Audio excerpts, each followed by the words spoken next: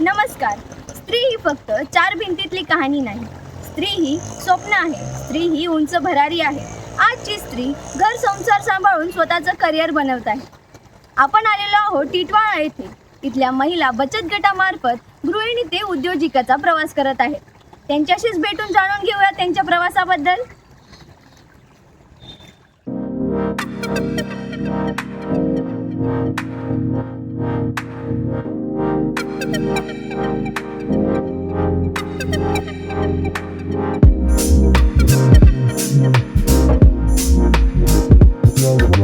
कोणतीही यशस्वी गोष्ट असेल त्यामागे भक्कम पाया असणं महत्त्वाचं आहे. तशाच भक्कम आणि निर्भीड असणाऱ्या ह्युमन केअर फाउंडेशनच्या संस्थापिका त्यांच्याशी संवाद साधूया. माझं नाव लावण्या सुहास कांबळे, ह्युमन केअर फाउंडेशनची संस्थापिका. तुमचं ह्युमन केअर फाउंडेशन संस्था ही स्थापन करण्याचे विचार कधी आले? पाड्यांमध्ये बघितलं की लुंगीसारखा एखादा फडका बाई गुंडाळून फिरत असायची. त्यांना पुरेसे कपडे नसायचे, जेवण नसायचं, तिथंच शेती करतात, तिथंच राहतात उघड्यावरती. मग त्यांची ती परिस्थिती बघून असं वाटलं की आपण म्हणतो आपलं दुःखच मोठं, पण ते खोटं आहे खरं तर. त्या जगामध्ये अजून सुद्धा लोक आहेत ज्यांना खूप प्रॉब्लेम आहेत आपल्यापेक्षा. मग आम्ही हळूहळू आमच्या पर्सनल लेवलवरती सुरुवात केली त्यांना मदत करायची. आणि सुरुवातीला आम्ही पर्सनलच करत होतो. मग हळूहळू माझे मिस्टर आणि त्यांचे काही मित्र जोडले गेले. आमच्या काही नातेवाईक आमचे त्याच्यामध्ये जोडले गेले. आणि सुरुवातीला आम्ही असंच करत होतो. मग बऱ्याच वर्षांनी कोणीतरी सुचवलं की अरे तुम्ही इतकं छान काम करता तर ह्याला थोडं नावरूप आलं पाहिजे. आम्ही त्याच्या विरोधातच होतो, कारण आम्ही काही कुठल्या फेमसाठी हे करत नव्हतो. आम्ही हे फक्त की कोणाची तरी आपल्याकडनं मदत व्हावी किंवा आपल्यामुळं कोणाच्या तरी म्हणजे थंडी कोणाची तरी घालवण्याची शक्ती देव असंच आम्हाला वाटत होतं. पण मग हळूहळू म्हणजे सांगितलं गेलं की म्हणजे नाही करा, तुम्ही इतकं छान काम करताय तर संस्था जर तुम्ही निर्माण केली तर अजून जास्त लोकांपर्यंत पोहोचू शकाल. ह्युमन केअर फाउंडेशनमध्ये ज्या महिला आहेत त्यांना तुम्ही कसे सहकार्य करतात आणि त्यांना त्यांच्या आयुष्यात कसे बदल घडले जातात? आता आमच्या संस्थेमध्ये किंवा आमच्या बचत गट सुद्धा मी चालवते. तर बचत गटामध्ये सगळ्या खालच्या थरापासूनच्या महिला असतात. मग त्यांना मदत म्हणजे आम्ही त्यांना पर्सनल लोन वगैरे काढून देतो. पॉसिबल असेल तर आम्ही त्यांच्या एखादीच्या मुलाचा शिक्षणाचा खर्च असेल काय तर ते आम्ही पर्सनल लेवलवर करतो. कारण अजून आम्हाला काही कुठल्या प्रकारची निधी वगैरे अजून एवढे असे काही भेटत नाहीत की आम्ही त्यातून आम्ही साधावं. फाउंडेशन जेव्हा तुम्ही सुरू केलं तर समाजातली लोक, त्यानंतर तुमच्या कुटुंबातील लोक, त्यांचा कसा पाठिंबा होता? तसं निगेटिव्ह तर कोणी नव्हतं, कारण चांगलंच काम करत होतो. कारण आमचा घरचा बॅकग्राऊंड तसं बऱ्यापैकी चांगला होता. पण इथे आल्यावर जरा थोडा प्रॉब्लेम आम्ही बघितला की असं चालू आहे, म्हणजे लोकांना खायचे वगैरे प्रॉब्लेम आहेत किंवा खूप गरिबीत राहत आहेत, म्हणजे प्रॉब्लेम होते त्यांचे. इतके बिकट दिवस होते. मग त्यातून मग आम्ही 50-100 रुपये खर्च केले तर आम्हाला कधी दुःख वाटत नव्हतं. त्यांना आम्ही करत होतो आमच्या परीने जेवढं होईल तेवढं आम्ही करत होतो. बचत गटामध्ये तुमच्या फाउंडेशनच्या मार्फत ज्या बचत गटामध्ये महिला आहेत त्या काय काय गोष्टी करतात? त्या काय? बचत गटातल्या महिला प्रत्येकजण आपापल्या कॅपॅसिटीप्रमाणे प्रत्येकाची वेगवेगळी कला आहे प्रत्येकीकडे, तर त्याप्रमाणे त्या करतात. कोणी अगदी लोणचं बनवतो तर आम्ही तिचे 4 प्रकारची लोणची देऊन आम्ही विकण्याला आम्ही तिला सपोर्ट करतो. कोणी पापड बनवत असतं, कोणी मसाले बनवत असतं. तर आमच्याकडे 18 प्रकारचे मसाले सध्या आहेत, 4-5 प्रकारचे पापड आहेत, कुरडया आहेत. ऑर्डरप्रमाणे आपण म्हणजे महिलांनाच ऑर्डर देतो. पुरणपोळ्या झाले, मोदक झाले, विविध प्रकारचे लाडू झाले, आपल्या काय ते रंगात आळूवडी, कोथिंबीर वडी, असले काही आपले जे ट्रेडिशनल पदार्थ आहेत त्याच्या ऑर्डर घेऊन आम्ही महिलांना देतो. मग त्याचे 2 पैशाचा त्यांना फायदा होतो. त्याचप्रमाणे एखादी महिला जर हँडीक्राफ्ट करते तर ती ज्या क्रोशियाच्या हँडमेड पर्स किंवा काही वस्तू असतात त्या आम्ही ठेवतो. टोपल्या वगैरे कोणी बनवतं मग त्या टोपल्यांना आम्ही विकायला त्यांना जागा मिळवून देतो. आणि असंच म्हणजे करतो. जिची प्रत्येकीची वेगवेगळी कला असते. आता मध्ये एकीच्या डोक्यामध्ये कुंभार होती जातीने, तिच्या डोक्यामध्ये कल्पना आली की आपण ते मूर्त्या बनवूयात. तर गणपतीमध्ये तिने उंदरांचा साचा आणला, तिच्या गावावरून उंदीर बनवून विकले तिने. आता लक्ष्मीपूजन येणार आहे, दिवाळी येणार आहे, तर तिने लक्ष्मीचे 2-3 प्रकारचे साचे आणले. ते लक्ष्मीच्या साच्यांमध्ये ती ऑर्गॅनिक मातीपासून मूर्त्या बनवते आणि स्वतः हाताने रंगवून त्या बाजारामध्ये विकायचा तिचा विचार आहे. तर माझा तिला 110% सपोर्ट असणार आहे, कारण ऑर्गॅनिक आहेत त्या मूर्त्या. आणि लक्ष्मीपूजनला तसेही आपण लक्ष्मी वगैरे ते पाच भांडी वगैरे घेतो, चूल वगैरे, तर तिच्याकडनं घेतलं तर तिला बिचारीला मदत होईल का. जर टिटवाळा स्टेशनवरती जे शॉप मिळालेलं आहे तर ते शॉप कसं मिळालं, त्याची प्रक्रिया काय होती? ॲक्च्युली तो रेल्वे स्टेशनवरती एक स्टॉल मिळाला आहे आम्हाला. तो आपला सरकारचा एक उपक्रम आहे, एक स्थानक एक उत्पादन. तर आता जसं तुम्हाला माहिती आहे का, अंडर तसे बरेचसे बचत गट आहेत आणि बचत गटाच्या बाहेरच्या पण महिला आमच्याशी जोडल्या गेलेल्या आहेत आपल्या संस्थेमुळे. तर मग तिथे असे विविध प्रकारचे आपण हे जे पदार्थ आहेत ते आम्ही तिथे विकतो आणि ह्याच महिलांना, बचत गटातल्या महिलांना तिथे पण मिळवतो. तो स्टॉल आम्ही मिळवून आम्हाला म्हणजे खूप महिलांसाठी खूप मोठा मदत झालेली आहे त्या स्टॉलमुळे. कारण त्यांना आम्हाला उत्पादन होतं आमच्याकडे, बनवता येत होतं, पण ते नेऊन विकायचं कुठे असं आम्हाला प्लॅटफॉर्म नव्हता. तर तो रेल्वे सरकारने मी म्हणू शकते की त्या आमच्या महिलांसाठी कुठेतरी त्यांना आमची दया आली आणि ते सुरू केलं, एक स्थानक एक उत्पादन म्हणून तो स्टॉल द्यायला सुरुवात केली त्यांनी. आणि तो स्टॉल आता आम्ही गेले 4-6 महिने झाले आणि तो चालवतोय. आजही कित्येक महिला आहेत ज्या बचत गटामध्ये जोडण्यासाठी आहे ना, त्यांना भीती वाटते, त्या घाबरतात बिझनेस करण्यासाठी, उद्योजक बनण्यासाठी. तर त्यांना तुम्ही काय सांगा? तसं बचत गटात भाग घ्यायला किंवा एखादी उद्योजिका बनायला काहीच प्रॉब्लेम नसतो. फक्त तुम्हाला तुमच्या घरच्यांना थोडं त्यांची मनधरणी करावी लागते. बचत गटामध्ये तुम्हाला घरातून जे तुम्ही संसार करता, 10,000 घर खर्चातून तुम्हाला 2,000 कशी वाचवायची याचं आम्ही डोकं देऊ तुम्हाला. आणि त्यातून त्या 2,000मध्ये एखादा उद्योग कसा करायचा त्याची पण आम्ही तुम्हाला आयडिया देऊ. आणि कसा बचत गट बनवायचा काय. आता बऱ्याच महिलांना भीती पण वाटते की मला तर काही येत नाही, मी तर लिहिता वाचता येत नाही किंवा काही असतील त्यांच्या अडचणी, तर त्यांना अशा महिलांना पण आम्ही सपोर्ट करतो की आमच्यापर्यंत या, आम्ही तुम्हाला बचत गट घडवून देतो. समजा तुमच्या चाळीतल्या 10 जणींना घेऊन मी तुम्हाला तुमचं तुम्ही प्रॉफिट खायचं, त्यात आमचं काही नसणार आहे, तुमचं तुम्ही करायचं. पण त्यांना एक मार्गदर्शन म्हणून आम्ही सपोर्ट करतो.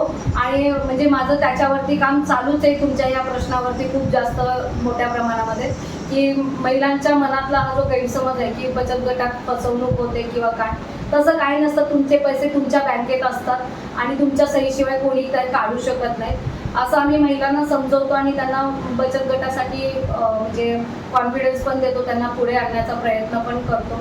आणि आमच्या संस्थेमध्ये पण आम्ही जास्तीत जास्त महिलांना जोडून घ्यायचा प्रयत्न करतो, कारण त्यातून त्यांना बिझनेसची पण आयडिया मिळते. बऱ्याच जणी शिकलेल्या आहेत पण घरात बसल्या आहेत, मग त्यांना पण आम्ही काही ना काही सुचवत असतो करण्यासाठी. आपलं ह्युमन केअर फाउंडेशन आणि बचत गट जे आहे त्याला तुम्ही पुढच्या काही वर्षात कुठे पाहता? भविष्यात माझी इच्छा आहे की पूर्ण महाराष्ट्रात नाही, पूर्ण देशभरात नाही, पूर्ण जगभरात आपल्या संस्थेचं नाव व्हावं. आणि जितक्या निस्वार्थपणे आम्ही काम करतोय, देव त्या प्रत्येक संस्थापकाला बुद्धी देव की तेवढ्या शुद्धपणे तुम्ही ते काम करा आणि लोकांपर्यंत तुमची मदत पोहोचवा. तुमचे नाव काय आहे? विश्वास सुहास कांबळे.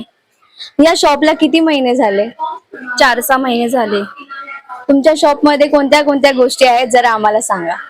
मसाले, पापड, लोणचं, हँडमेड ब्रश, बरेच गोष्टी मिळतात. ऑर्डरवरती पण घेतो आम्ही. स्टेशनवरती तुम्ही बिझनेस करता तर तुम्हाला म्हणजे सुरक्षित वाटतं का? हो, रेल्वे स्टाफ सगळे सपोर्टिव्ह करता. चारी बाजून कॅमेरा आहे आणि रात्रीचे पण गार्ड फिरता. माझं नाव मीनाक्षी तुषार भिने. आम्ही छोटे छोटे हे करून सेल करत असतो. त्याच्यातनं आम्हाला जी इन्कम येते त्याच्यातनं आम्ही थोड्या गोष्टी करत असतो. आम्ही लोणचं वगैरे, पापड वगैरे व्हायला आमच्याकडे 20 ते 25 बायका आहेत. आम्हाला थोडी अडचण आली की बिझनेस थोडं आम्ही स्टार्ट केलं होतं. जसं आम्ही पहिले 4 किलो 5 किलो पासून स्टार्ट केलं. मग त्याच्यात आम्ही 100 ग्रॅम वगैरे जसे पाऊच बनवायला लागलो, ते लोकांना आम्ही छोटे छोटे सॅम्पल म्हणून दिले. तर त्याच्यातनं आमचा बिझनेस थोडा वाढला. आमचा उन्हाळ्यात, कारण तेव्हा मसाल्यांचं आपण तयार करतो ना उन्हाळ्यांमध्ये, तेव्हा आपला तेव्हा खप जास्त होतो मालाचा. आमचे खानदेशी मसाला म्हणून आमचा आहे, त्याच्यामध्ये आम्ही पूर्ण गरम मसाले वगैरे टाकतो. गरम मसाल्यांमध्ये आमचे 24 प्रकार असतात. 24 प्रकारांमध्ये आम्ही ते पूर्ण हे करतो आणि त्याच्यातनं एक मसाला तयार करतो. आता पहिले आम्ही फक्त घर सांभाळून मुलं सांभाळून करत होतो. जसा हा बिझनेस वाढला तेव्हा आम्हाला 4 जणांमध्ये बोलायचं कसं, नंतर आम्ही त्याच्यामध्ये बाकीच्यांमध्ये 4 जणांमध्ये गेल्यानंतर कसं राहायला पाहिजे त्या गोष्टी आम्हाला शिकायला मिळाल्या. माझं नाव जयश्री देशमाने. आम्ही हा टिफिन सर्व्हिसचा थोडक्यात खानावळ टाईप आम्ही बिझनेस करतो. स्टार्टिंगला हेच की आपल्याला सगळं मटेरियल किती घ्यावं, काय घ्यावं किंवा आपलं जे ॲड कशी करावी ह्याचे थोडेसे इश्यूज आले होते. बट एकदा का आपलं रुटीन बसलं तर मग प्रॉपर चालतं. आम्ही 10 जणी आहोत त्याच्या बचत गटात.